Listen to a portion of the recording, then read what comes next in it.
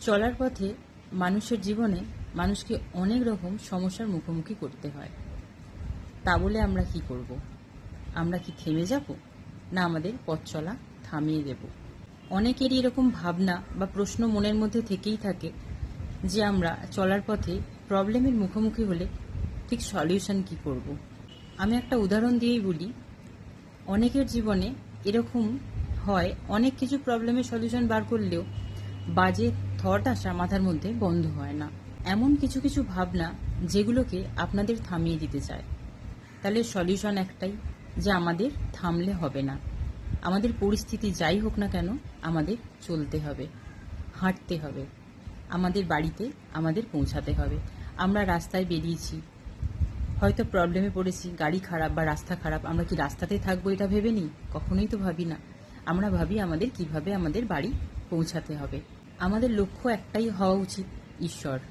ঈশ্বরের পথে যখন আমরা চলতে শুরু করেই দিয়েছি, লড়াইটা যখন শুরু করেইছি, থামিয়ে দেওয়ার কোনো প্রশ্নই ওঠে না। আমাদেরকে লক্ষ্য রাখতে হবে, আমাদেরকে জিততেই হবে। সমস্ত বাজে চিন্তাভাবনার ঊর্ধ্বে উঠতে হবে আমাদের। ঈশ্বরের প্রচেষ্টাকে বিশ্বাস করেই আমাদের এগোতে হবে। আমাদের জীবনে প্রবলেম আসে আমাদেরকে শেখানোর জন্য, না তো আমাদের উত্তেজিত হওয়ার জন্য, না তো আমাদের থেমে যাওয়ার জন্য।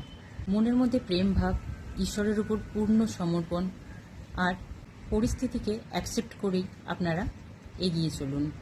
তাই ভয় পাবেন না। যে হৃদয়ে প্রেম আছে সে হৃদয় কখনো হারতে পারে না। যেমন আমি, ঈশ্বরের লড়াই ঈশ্বর আমাকে লড়তে পাঠিয়েছেন, আর আমি কখনো ভাবিইনি যে আমি লড়াইটা হেরে যাব।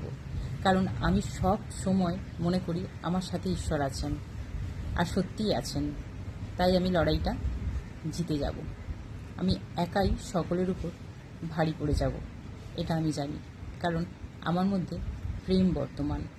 আমি ভয়কে প্রায়োরিটি দিই না, আমি প্রেমকে প্রায়োরিটি দিই বেশি। পরিস্থিতি যাই হোক, ঈশ্বরের নাম জপ কখনো ছাড়বেন না। রেগুলার ঈশ্বরের নাম জপ করুন, তার সান্নিধ্যে থাকুন, সব ঠিক হয়ে যাবে।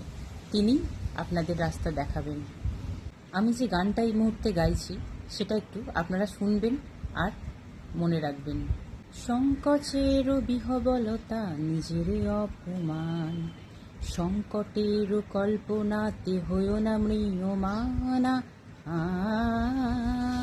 মুক্ত করো ভয়, আপন মাঝে শক্তি ধরো, নিজের করো জয়। মুক্ত করো ভয়, আপন মাঝে শক্তি ধরো, নিজের করো জয়। সংকটের বিহবলতা নিজের অপমান, সংকটের কল্পনাতে হইও না ম্রিয়মানা।